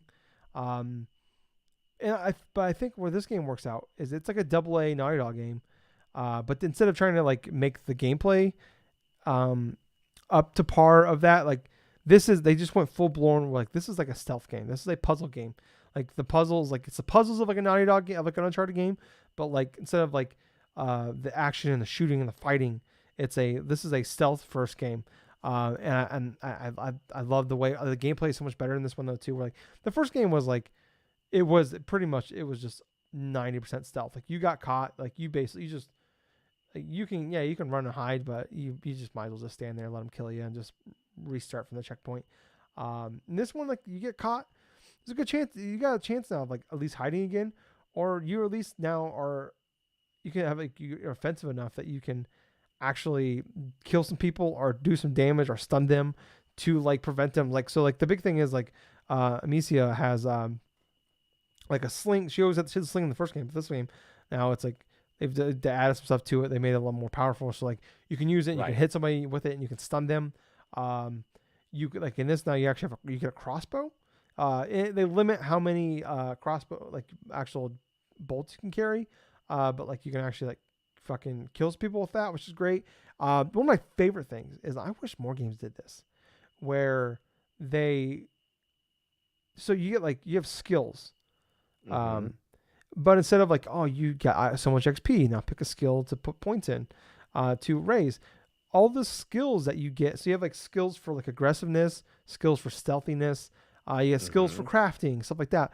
You don't like you have skill like in like the obviously you go up a level, you get you get better stuff. You're a little quieter when you walk. You can move a little faster when you're crouching. You can like retrieve bolts if you kill somebody. Instead of like you gain a level and you pick one point to put into a skill. You only earn skills by doing those things well. Okay. So like you have your stealth, you have your like action, you have your crafting. You earn those things by doing them, which on one hand can kind of suck if you're bad at stealth. Where it's like, well, the only way I can get better at stealth is by putting more skills into that thing. I love this. The idea, and it's not like overly hard. It's definitely like sometimes trial and error. But I love that fact that like, especially early on, I was like, I kind of went like straight like my thing with like games usually is like, especially like even like Far Cry 3, stuff like that, where like I would go stealth for as much as I could until eventually I got caught. And that's kind of more or less what I did in this game as well. But the fact I couldn't put skills and pick points, like it kind of changed the way I played those as well. Like we're like, fuck, like I like in spite of you don't have guns too. So like I love the fact that like when you like it's just a matter of like learning the mechanics and getting better instead of just like getting like better stuff and like that's what makes you better. Or you don't only get better, you just have you get better equipment or whatever. Like you just get better at the game. I know it's like the Dark Souls thing that I always bitch about, like get good, son, and that's kind of what it is. And I know that's kind of stupid, but the game it's not like over. Anyways, I'm going on a tangent here. I just love that fact of like you just get better at like kind of like all these encounters like puzzles, and it's like cool. Like all right, like there's like this whole area you gotta get to the end, and like just learning like the system of like getting past all these guys and like cool. If I kill this guy. Oh fuck no! I alerted them, so now I know there's somebody around. So now they're all in their like they don't know where I am, but they're now at least alerted to the fact that I'm around. That's a bad idea. Restart, or I get caught and eventually die, and then learn and get better again. And I just love that. I love that idea. I hope more games do that because that's a really cool mechanic, and it works out really well. And like I got stuff unlocked at a good pace. I love seeing that. There are like you get tools that you can do that you can upgrade your equipment though. Like you can like your sling, you can get it so you can load 2 rocks in a sling at once, or you can carry more crossbows, stuff like more bolts for your crossbow, stuff like that. But the crux of this game, the thing I love about it is like that. Like I said, like it is a very good not Naughty Dog game, where the story isn't like fantastic, but the characters. I love Amicia. I actually really like Hugo, the little brother in this game, because in the first game, he's kind of a whiny bitch, and he's kind of annoying after a while, and I kind of want him to die. I loved, I forgot his name, the guy that's with them though. You meet him in the first game. I totally spaced his name, but like they introduced like, but like they introduced like Arnaud and Sophia, these characters they introduced, and then within 30 minutes, I love these characters, and that's something that like, like a Naughty Dog game, like they would introduce these characters, and then immediately, I love these characters. Like Uncharted 4 when they introduced the brother, and it's like within a chapter, I'm already like I really like he melds really well with the other characters. I love his backstory. I love this character. I love all of it. Like immediately I'm in on whatever we're doing with these guys. And it's the same thing there with this, where it's like, and these games it's hard because this game is so story focused, so it's hard to talk about too much about this game. But I love where they went. The game looks. I'm playing on a Series S, and this game looks fucking stunning. I cannot believe how well this game looks. So yeah, like I had a blast this game. I ended up beating it essentially in like 4 sittings. I played like a bunch last Saturday. I played a little bit. I played like a few hours Sunday night. I had my day off on Wednesday, which was great. Finally, I played a bunch Wednesday, and then I just knocked it out today. Nice. It was like basically like 4 long sittings. And like today, I think I played for like 6 hours straight, and knocked it out. I adore this game. I thought this game was like a shoe-in for top 10. Now I'm like, man, this is like, I mean, I know we obviously have a ton. We keep talking about all these games coming out the next month or so, and I'm just like, but like I like, it's kind of like when I talk about at the beginning of this year when I said Pokemon Legends Arceus. If this game isn't in my top 5, this is gonna be an all-time great year. And I keep looking. I was kind of peeking at my list earlier. I'm like, Gables, this might be an all-time great year. And I'm like, this game, if it's not in my top 3, I don't know how, but there's a chance it might not be. But I just, my God, this game is phenomenal. I recommend. This is not a game for everybody. If you want like kind of a story driven, stealth focused game, I highly recommend it. But yeah, like you need to play the first game though. You really do. Innocence, Plague Tale Innocence, because this is like I said, it's a story driven game. I played through it last year. Just pop it on easy. Just pop it on easy. Run through it, then play this game.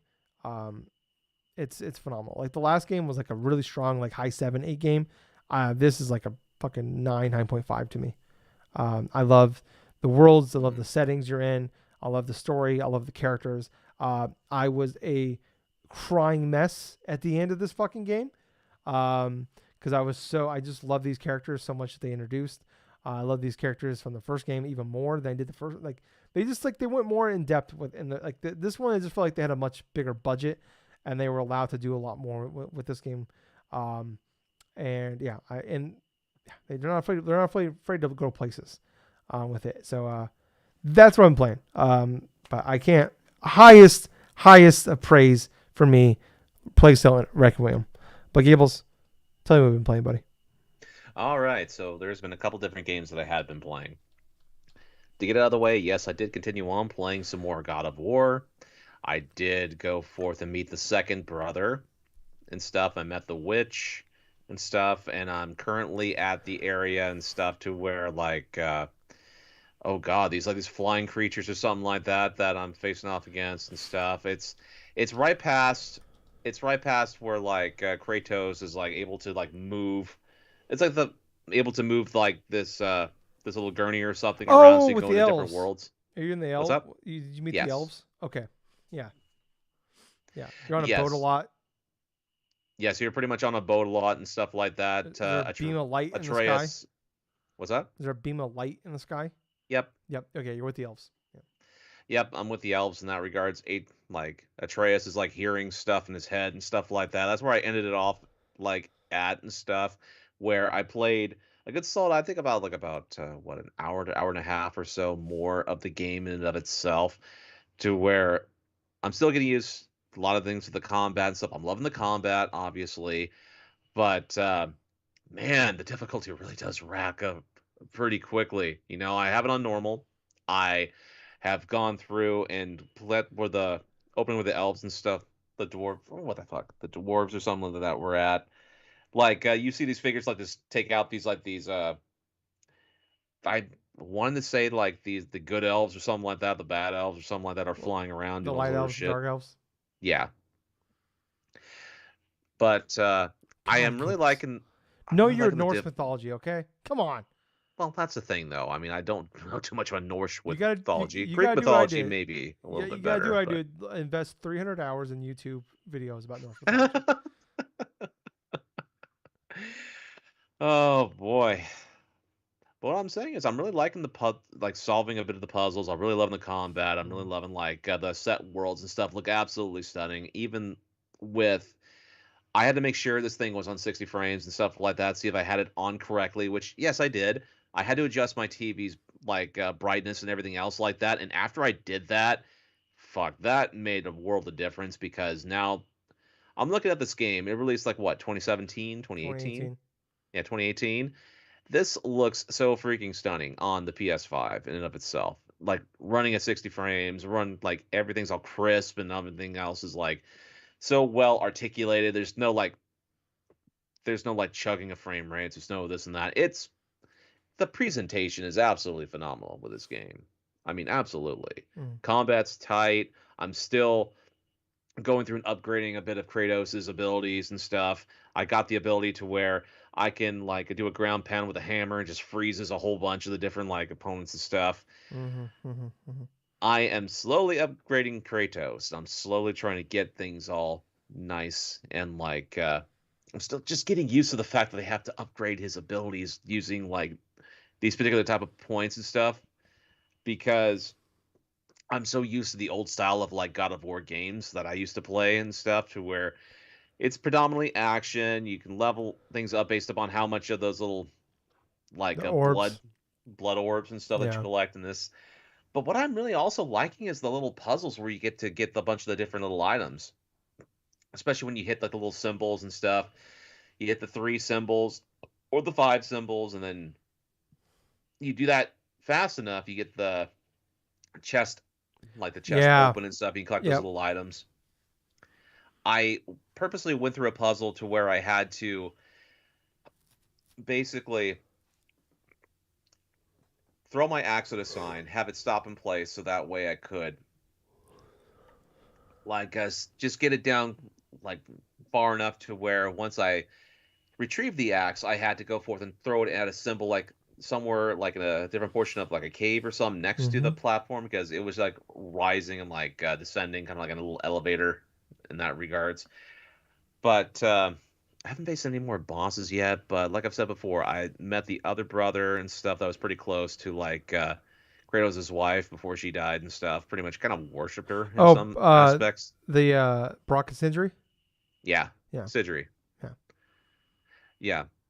And met the witch the first time and stuff. It's kind of messed up how it's like you couldn't essentially like have Atreus shoot this boar, right? And you're like, oh, okay, this is just some random like magical boar and stuff, and ends up becoming the witch is like this is her friend. Yeah, this is my friend. This is the last of its like an actual species of boar. I'm like, yeah, okay, well, this pretty much went all the way up to 11 pretty quickly. Yeah.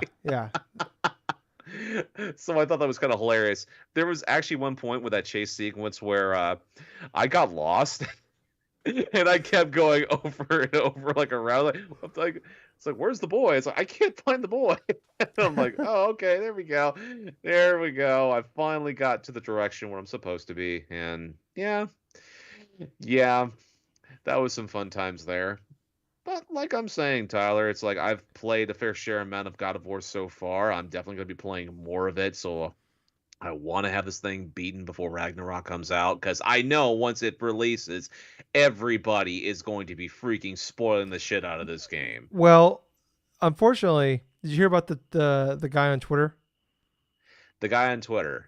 That so there was this guy that was reviewing the game, and he had a secondary Twitter account. So I guess some reviewers do this, where like it was if they're playing on console. The best way to get screenshots was to like you have a secondary Twitter that you keep private. And you like you can tweet like your screenshots or videos from your PlayStation or Xbox directly to your Twitter account. So they would tweet them to these private accounts, get the screenshot from there, and they put them in the review. Oh, I see. Well, the guy did it. Yeah. And it wasn't private. Woo! So like 30, like I think like 20 something screenshots went on this thing. He deleted them pretty quickly, but you know how the internet is. Once they saved it, it's gone. All of them. It's on there. So be careful. And Corey Barlog, who directed the first game, he directed the second one and the last one, and he's been basically part of all of them. And he's like one of the lead people on this one, Ragnarok. He tweeted today, I guess a retailer broke street date. And there are people out there that bought their game and are playing it right now that are not under NDAs. So they can just play the game whenever, where. I don't know if they could stream it. I think Twitch does follow like policies about like early release games. Like you can't just stream them. But yeah. As a matter of fact, I remember back in the day when our good friend that used to podcast with us, Jake actually streamed Shadow of Mordor before freaking release. That's right, he did do that. And he got his account banned. Yeah, he got like because he worked. Well, the problem was, to be fair though, he did work at Walmart and he did take the game home early. So that was on him. It wasn't like he found somebody that sold Absolutely, the game. It was he on paid. him. He didn't steal the game. He paid for it. He just paid for it early, and then he broke his own. He sold the game to himself and broke street day early. I forgot about that. He did do that. But yeah, so I know like YouTube. If they put them on YouTube or whatever, they will be taken down and stuff like that. But unfortunately, like you go on Twitter or anything like that, like it's just kind of the Wild West. So they will not be, unless the person takes them down, probably will not be taken down by anybody. No. Definitely in those cases you feel terrible. It's just like, and PlayStation just has the worst luck and not of their own doing. It's just worst luck of their game. Like look at Naughty Dog. Well, the Naughty Dog, the remake one was of their own doing. They're leaking it before Summer Game Fest. But Last of Us Part 2 completely got leaked beforehand. Ragnarok. Gables, do not fucking spoil it for you for this time. Do not do it. I was so mad at you when you spoiled Part 2 for yourself. Don't fucking do it. I know I have your address, Gables. I will say it on the air. Then I will fly to your house because I want the cops to be there when I show up to protect you from me. Because it's gonna be I'm gonna be so fucking pissed. I'd be so fucking mad. Oh my god, you would be so freaking mad. It's like if I came in next week or like it's like, hey, guess what I learned today? It's I know. It wouldn't even be the fact that I'm worried that you would tell me because you didn't tell you knew the Last of Us Part. You knew the Last of Us Part 2 spoilers months in advance, and you didn't tell me, and I appreciated that you're not doing that, but also want to murder you for knowing them. Well, I understand that. Though. In that case and scenario and stuff, it's because of what I was hearing about things like from secondhand people in that regards, and that's what prompted me to look inside the actual spoilers themselves for The Last of Us Part 2. But this is entirely different here. God of War Ragnarok and stuff like that. That's pretty much from a game series and stuff that, well, I am going to fucking play, So it's like spoilers on the internet, for like on Twitter or on YouTube or on wherever and stuff. I know they're going to be out there. I mean, fucking Pokemon Scarlet and Violet are pretty much already out there. And I've not once actually gone through to see any more past like the whole Riddler coup stuff when he first started posting a bunch of like the random stuff, which a lot of it actually turned out to be true. I did spoil myself for that one, but this is a Pokemon game. I'm not really worried about Pokemon. Well, true. I mean, you're not going to worry too much about story instead of a Pokemon game unless it's that central point and they actually do a pretty damn good job of it. Yeah. But for God of War Ragnarok stuff, I'm not going to do the same thing like I did with Last of Us Part 2 because for one, I really do want to play and enjoy this game without knowing a lot of the key story things, because having played so far of the original, like the 2018 release of God of War, I can tell that this is the type of game that you go into knowing next to nothing about, and then you'll have a better experience that way. It's definitely one of those things. If Ragnarok gets spoiled for me, I will never forgive that person. I remember my ex-girlfriend was having a bad day one day. No, she wasn't mad at me. She was just having a bad day. And it was the day, it just happened to be the day that, which one was it? Infinity War Endgame came out. Oh, shit. And like I said, wasn't mad at me, just in a bad mood. and just said, "Hey, so and so dies." I'm like, randomly. Just told me. I don't want to spoil it for people that haven't seen it, but like, we've been broken up for like 2 years now. I'm still not over it. I'm still mad. Like, I was like fucking like, after 20 movies in 13 years of this, you just because you're in a bad mood today, you spoiled you just spoiled that for me. Yeah. That's what just the fuck. Bullshit. Yeah, I'm a person that I hate people that spoil things for people. And I know people I don't know who's a spoiler, who's a fuck. I don't. There's certain things, like I said, Scarlet Violet. I don't care. It's a Pokemon game. Last is Part 2, Ragnarok, in game. I don't want to know what happens. I don't know what happens until I physically see it with my eyeballs. Absolutely. So yeah, I'm very excited. I'm so happy, Gables, that you're finally playing this goddamn game. And I hope to God you beat this game. I hope to God that you buy Ragnarok. I hope to God you play it and you love it just as much as I will love it. Okay. And whoever got that game early, please tell me who you got it from, because I want it so fucking bad. I'm still upset when I hear like reviewers are playing this game right now. Not that I'm like, hey, that's your job. You guys get I'm not mad at. I'm like, ooh, fuck reviewers. No, I'm just fucking jealous. That's all it is. It's jealousy. I just want to play this fucking game. Gables, that's wild. I hate living in this pre-Ragnarok world. That's weird to say, because Ragnarok is the end of mankind.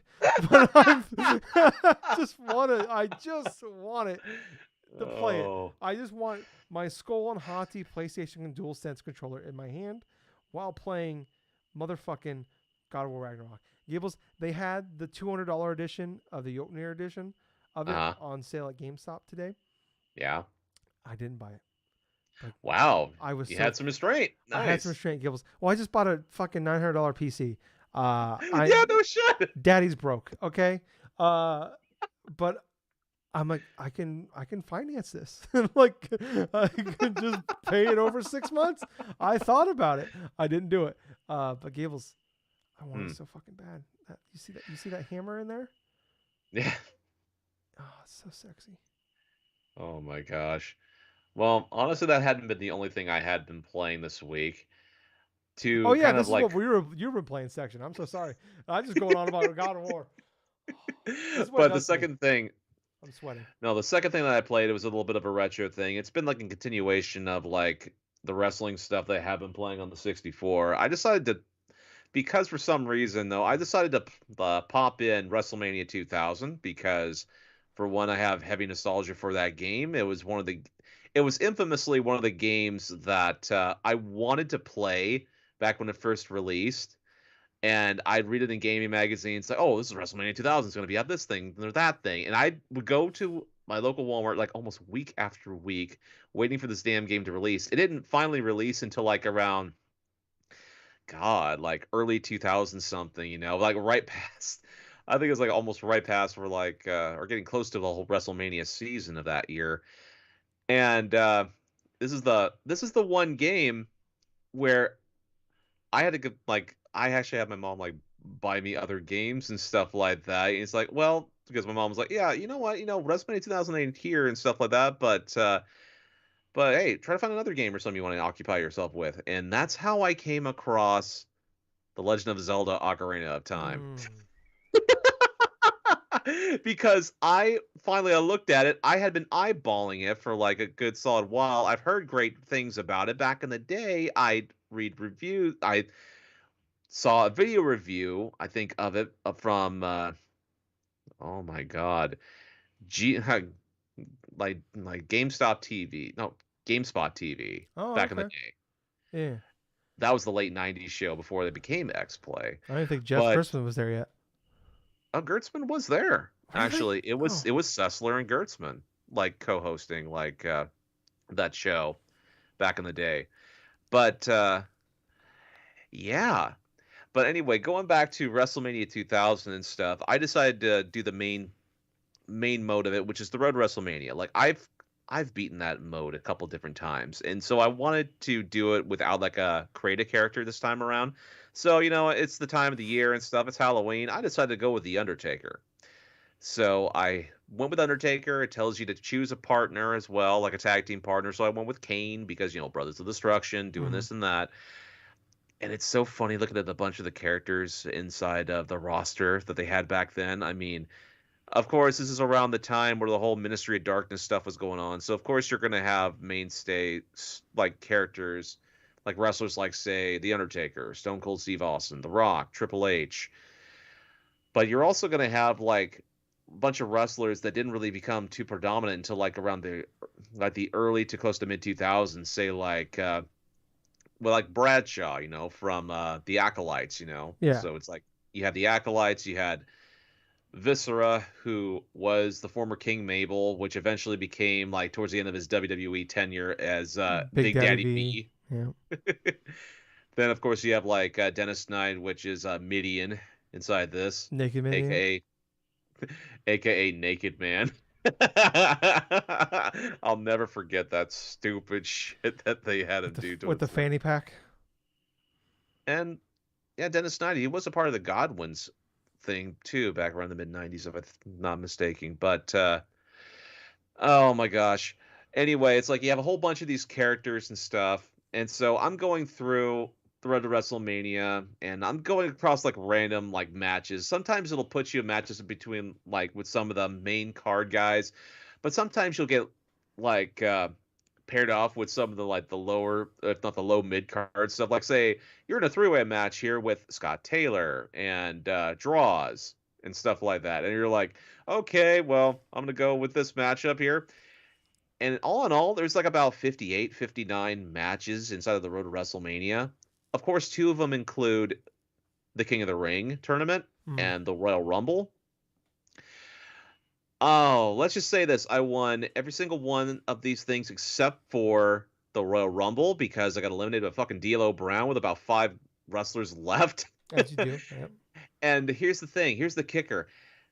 Towards the end of the career mode and stuff like that, you get to face Vince McMahon inside of, like, a pay-per-view stuff.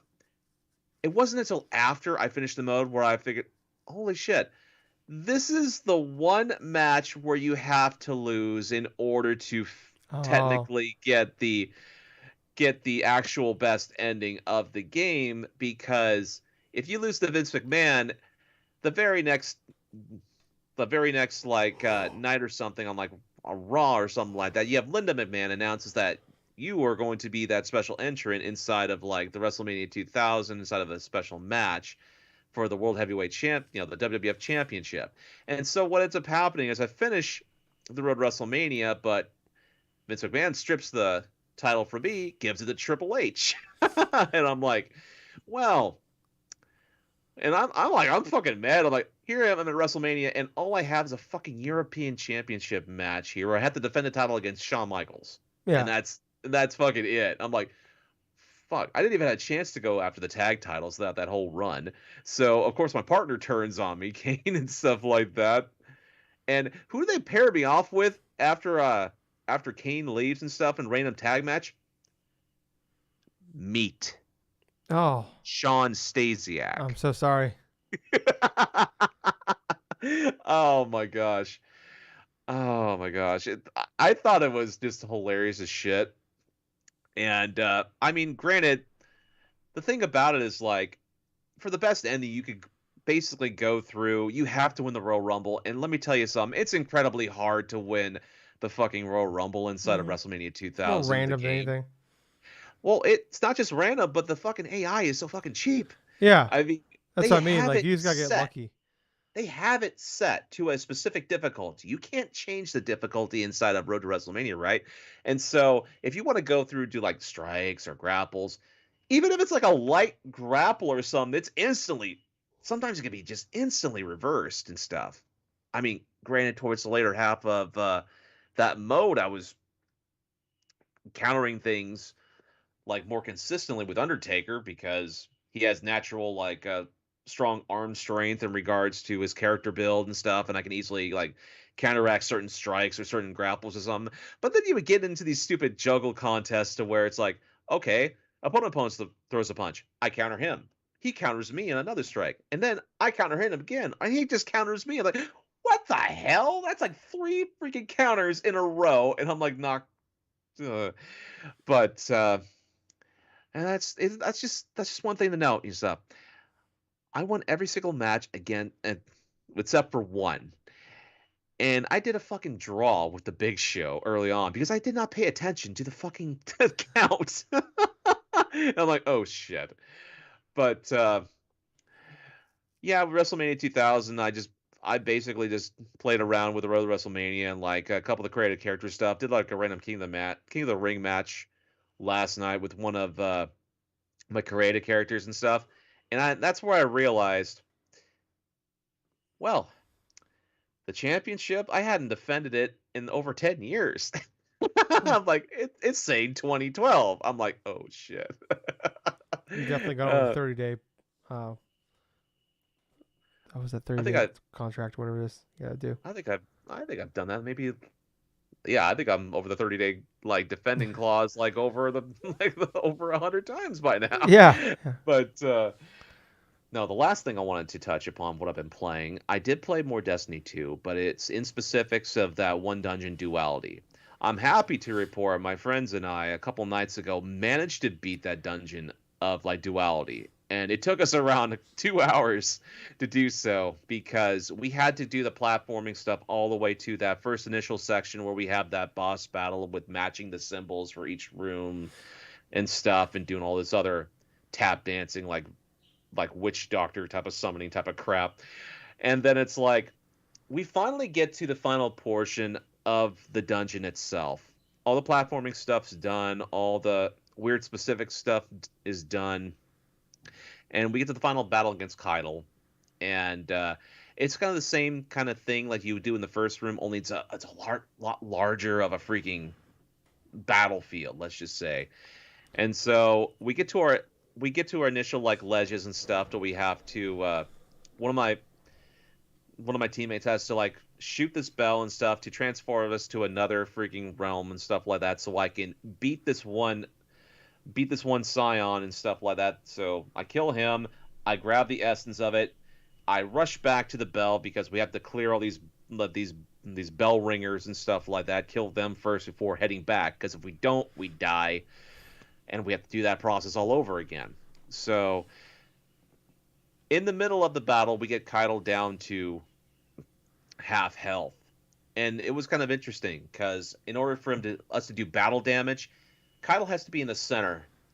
All of us have to be on opposing sides to one another. So, like, say, I'm on the left, my other friend's in the middle, my other friend's on the right, and basically just shooting the gears that are glowing red on one side. Like, you don't have to shoot them all, you just have to shoot like one, and all of a sudden the freaking like chains go like haywire or something like that, and it transports Keitel into the other realm, and that's where you chase Keitel and stuff and do battle damage. But inside the middle of this boss battle, what Keitel will do is he'll try to escape, right, by going to a particular bell. But if you shoot that bell and close it before he does that, it pretty much knocks him in a dizzy state or like a vulnerable state. So he'll do nothing, and then you have to go through and attack him. So here we are, we're just shooting, we're just landing supers on this thing and stuff. And towards the middle health and stuff like that, once we did that process again, I just started to jump up, right? And I forgot I had these boots on that are helping me with the platforming section this entire time. The Lion Ramparts is the exotic boots for Titan class, right? I jumped up so high, I literally accidentally landed on a ledge up top. And so I'm like, okay, I'm overseeing the battlefield. And my friends were like, where the hell you at? I'm like, I'm just shooting at the Keitel from up top and stuff like that. I basically did some pot shots, shot the bell, like kind of stunned Keitel in certain aspects, took out some snipers before I finally got killed by a sniper across the other side of the map. But this whole battle in sequence took about a good solid 30 to 45 minutes, this whole initial boss battle. But we finally defeated Keitel after what it seemed like a friggin' eternity with that stuff, and all of us got some good gear from that dungeon. And man, it felt so awesome because we had tried this. This was like our fourth or fifth attempt at this dungeon over the past couple of weeks. And this is the main dungeon that is inside the Witch Queen's expansion in of itself. And yeah, we finally got that done. And quite honestly, I'm just happy that I finally could say I've beaten that damn thing. I'm not sure if I'm going to farm a bunch of different things after doing all that stuff, but yeah, it was just one of those cool moments. Us as a squad managed to take out an extremely hard boss battle and stuff. Yeah. Oh, but yeah, that's pretty much what I've been playing. All right. Well, awesome, Gables. Well, thank you guys for watching, listening to us as we work on the testing here of doing a live stream and all that fun jazz. So if you've been watching us live, we appreciate it. If you are watching us later, we appreciate it. If you're listening to us later, we appreciate it. Please, wherever you're listening to us, watching to us, wherever, please look in the show notes down below. Description, links to all of our pages, Facebook, Twitter, YouTube, Apple, Spotify, all those fun things. Extra Life is down there as well. Click on that link. That will get you to the page to set up your own account. But if you want to donate to us, you can do that as well. Just look up Tyler Courtney or Gabe Bagno. It's spelled just as it sounds. If you don't want a bag, just say no. So yeah, thank you guys so much for watching, listening. I was your host, I was Tyler. And I have been Colonel Gables. Until next time, everyone, play some fun games. And also, thank you for listening to another fun-filled episode of the Drunk-Nerds podcast. Hey, Gables. Yep. Too sweet? Too sweet, man. Bye, guys. See ya.